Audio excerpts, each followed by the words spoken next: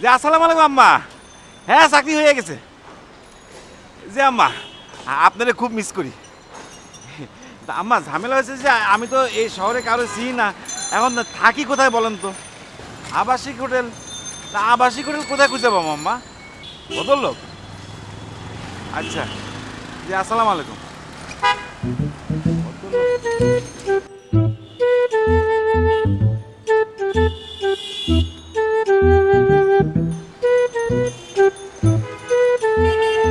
ভাই আমার সমস্যাটা কি?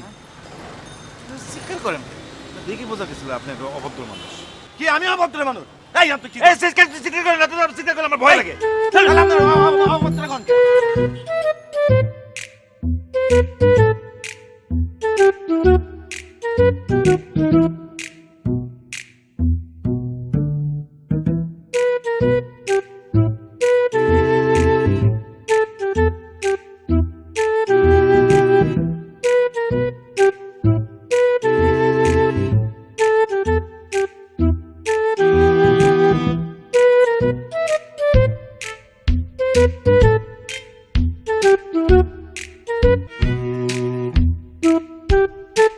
আরে ভাই আপনার সমস্যা কি? হ্যাঁ আপনি তো তাড়াহুড়ো করলে আপনি ধরুন কেমন আমি? এই ধরবেন ধরবেন কি জন্য ধরবেন?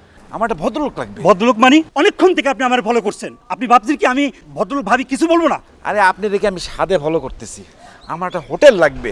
হোটেল?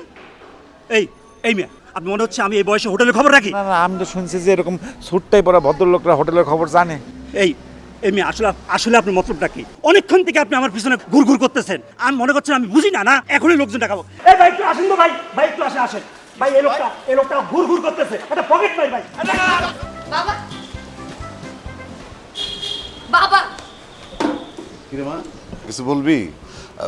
তুই দরখাস্ত জমা দিয়ে আসিস নাই?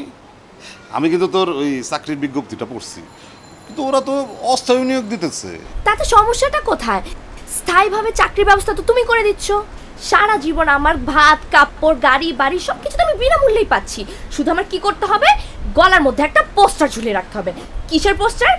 কমিশনারের পুত্রবধূ। আমি কিছু বুঝতে পারলাম না। বাবা, একদম না বোঝার ভান করবে না। তুমি মিঠুর সাথে আমার বিয়ে ঠিক করতেছো না? হ্যাঁ না মানে না, না, না, মানে একদম মানে করবে না বাবা, একদম মানে করবে না। তুমি মিঠুর বাবার সাথে আমার বিয়ে নিয়ে কথা বলে আসনি? এইভাবে কথা বলতেছিস কেন? হয়েছে কি, ওই যে ওই ছেলেটা এসে আমার বললো যে আব্বু আপনারা এখনই দেখা করতে বলছে। কমিশনার আমার ডাক দিছে, আমি কি না যেতে পারি? দৌড় বেড়ে গেলাম। তারপর তো কমিশনার সাহেব আমার অনেক সম্মান করছে, চা নাস্তা খাওয়াইছে।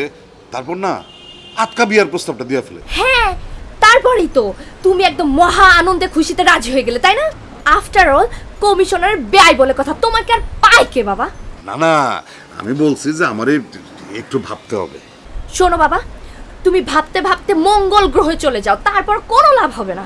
আমি যথেষ্ট বড় হয়েছি, আমার সিদ্ধান্ত আমি নিতে পারি।